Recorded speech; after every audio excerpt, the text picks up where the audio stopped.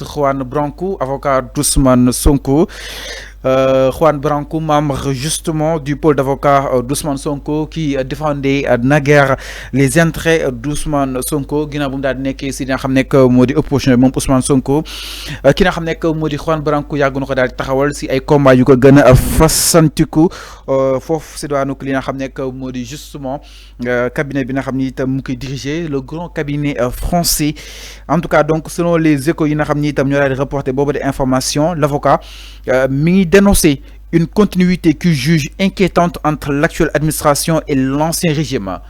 C'est-à-dire ki nga xam nekk moo di Juan Branco jàpp na ni ba tey actuel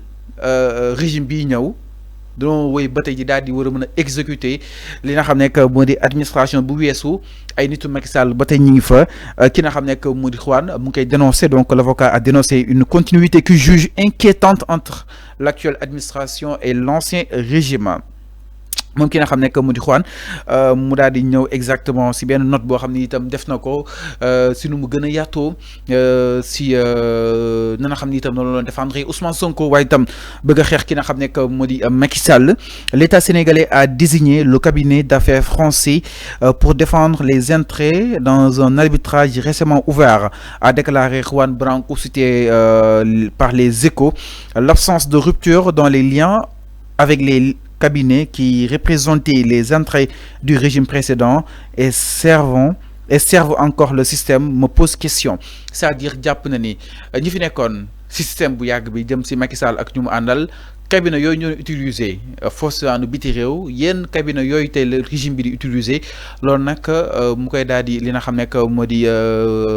questionner dans sa tête pour di laaj pourquoi mu am benn continuité par rapport ak li nga xam ni itam am na fi moom ki nga xam nekk moo di Juan mu daal di posé boobu dina xam nekk moo di question. Donc l'avocat s'est également insurgé contre la mise en l'égard selon lui de ses confrères sénégalais qui avaient pourtant pris des risques considérables durant les années de lutte. C'est-à-dire avocat bi donc tamit mi ngi dénoncer le fait que moom Juan Branco, Maître Clédor Ly, Maître Bamba Cissé, ses confrères yoo xam ni itam ñu doon xeex si Ousmane Sonko nekk si opposition pourquoi ñu daal leen si war a mën a ber pourquoi dénkuñu leen ko loolu itam mu koy daal di dénoncer si jamono li nga xam nekk moo di combat bi. Donc pour reprendre exactement justement sa note, a-t-il justement écrit: mes confrères sont écartés systématiquement du contentieux par l'administration qui n'a pas en réalité changé de main. Ce sont eux pourtant qui ont porté la révolution. Ce n'est pas la première fois qu'un grand cabinet d'affaires international est mobilisé à des prix stratosphériques par l'État pour représenter ses intérêts. Loolu nag mu nekk Juan Branco loo xam ni itam da ko daal di martelé si kàddu yi nga xam ni itam yëkki na ko. Avocat bi ba tey mi ngi daal di poursuivre que ni plusieurs reprises sur l'importance bëgg nañ ko daal di war a mën a amal gën a considérer exactement ces avocats sénégalais, ces personnes qui ont combattu contre l'ancien régime bu Macky Sall ñu gën leen jox seen gëdd waaye itam gën leen jox seen li nga xam nekk moo di seenu ki yelloo jëm si li nga xam nekk moo di wàll wi. Donc nag moom ces propos nag les Échos moo ko daal di reprendre ji xëtam gu njëkk. Juan Branco mi ngi daal di saluer le courage et l'excellence de ces avocats sénégalais yoo xam ni itam boobu ba tey ñiy xeex par rapport aujourd'hui pour Sénégal daal di gën a mën a moom boppam si yenn si ay mbir yu ko gën a fasantiku. Mais rappeler aussi que ni waroon am continuité waroon daal di war a mën a kase dina xam ni itam ancien régime bi doon na ko daal def ñu war a mën a am seen régime bu bees ak aussi seen doxalin bu bees. Moom mi ngi rappeler qu'il avait continué à porter la voix de l'opposition jusque devant le Conseil constitutionnel au moment où beaucoup se taisaient par peur de la répression. C'est-à-dire il a pu prononcer là où beaucoup se taisaient par répression dem ba li nga xam nekk moo di Conseil constitutionnel pour daal di fay joxe li nga xam nekk moo di xalaatam si doxalin bi waaye tam fexe ba Pastef ñu daal di valider exactement sa candidature. Ils l'ont fait sans rien attendre ni espérer. Si ce n'est au prix de la destruction de leur vie, ils savaient que les chances de succès étaient minimes. Maanaam ñoom dañ koo def sans xaas si dara donte sax seen bakkan xajoon na si waaye ñoom jàppoo nañ que ni jaroon na ko ndax Sénégal moo ko jaroon na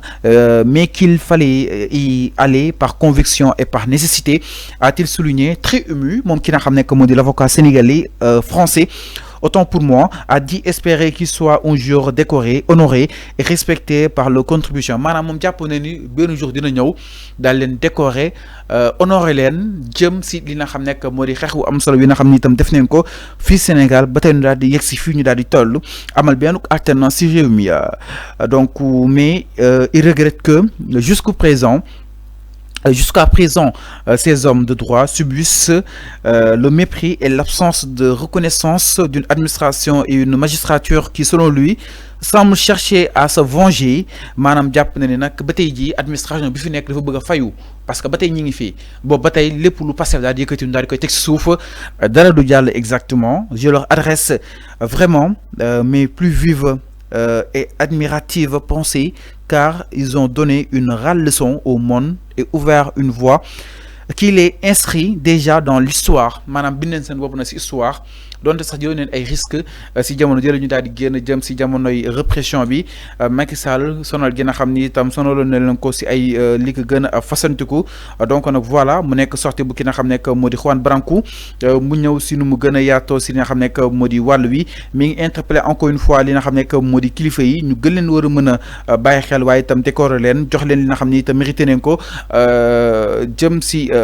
seenu ko bay seenu waar woo xam ni itam bay nañ ko si Sénégal entre autres de questions yoo xam ni itam Juan Branco ñëwaat na si nu mu gën a yaatoo à travers sa prise de parole. Alors donc mi ngi noonu mbokki téléspectateurs yi ñu daal di yem ak yéen foofu noonu si li nga xam nekk moo di jotaay bi jaajëfal naa leen bu baax a baax téléspectateurs du Sénégal 5 TV. Voilà, ça n'est tout pour aujourd'hui dans le Midi d'info. Merci beaucoup de l'avoir suivi, mais également l'ensemble des équipes en régie qui nous ont accompagnés depuis tout à l'heure. Merci aussi à l'ensemble justement de nos internautes, Jacqueline Tourpé, merci aussi, merci à Sam Yabal TV. Donc allez vous abonner aussi sur Sam Yabal, ñu lay jaajëfal bu baax encore une fois, mais aussi les téléspectateurs qui n'ont pas pu justement écrire à travers le live, mais aussi qui nous suivaient depuis lors. Merci beaucoup de l'avoir suivi. On se retrouve le lundi, Inch'Allah, dans le Midi Info et nos programmes se poursuivent sur l'ensemble de nos plateformes digitales. Merci de votre fidélité, de votre attention. Passez des excellents moments et bon week-end.